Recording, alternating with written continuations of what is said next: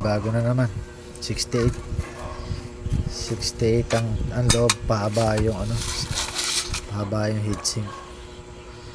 I-repair natin to. Bali, na-check ko na kanina to. Ang nakita kong naging problema itong ano, inductor nya. Nagkaroon na siya ng corrosion, naputol na. Putol na siya. Ayun, putol.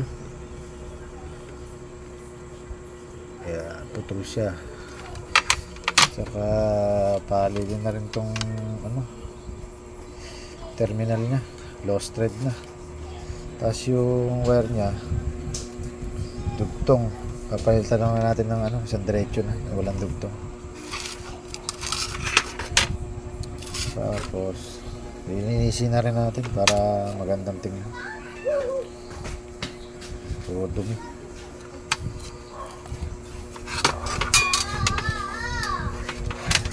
Nakalasin ko muna.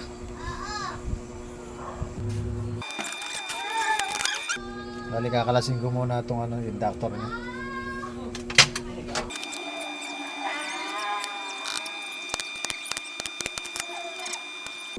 Ayan, putol. Putol talaga siya. Dahil mayroon siyang corrosion. Dami, putol-putol lahat.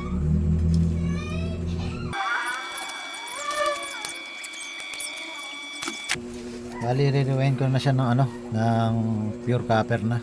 Hindi na siya aluminum. Para tumagal siya. Iwa-winding muna tayo.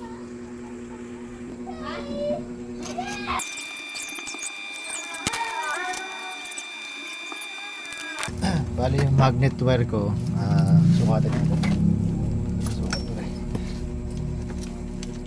Sukat number 17.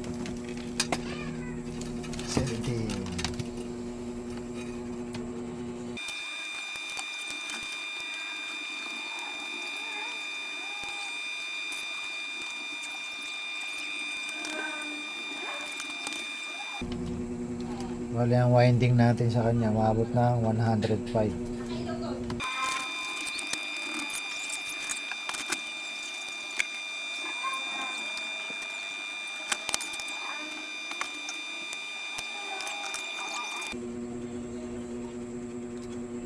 Bali, papalitan ko na rin ng wire.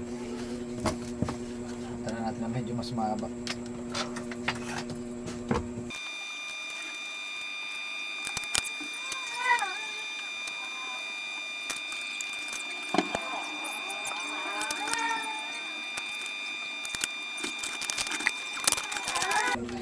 Testing muna.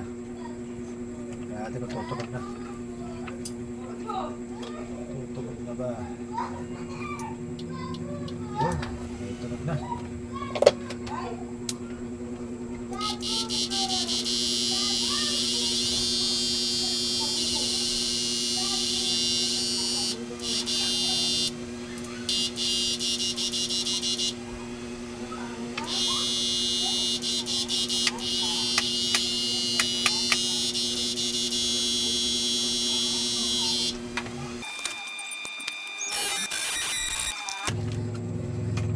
Bali, ang papalitan ko na lang huli ito, yung pinaka-terminal niya sa stick.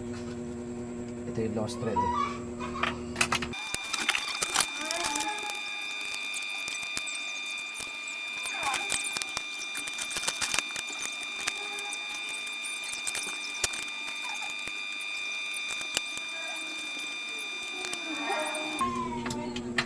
Bali, papalitan ko na rin yung ano, yung volume niya sa ano, sa flip-flop.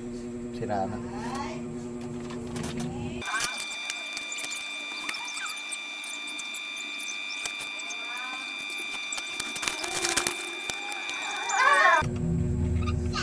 Bali, ito final testing na.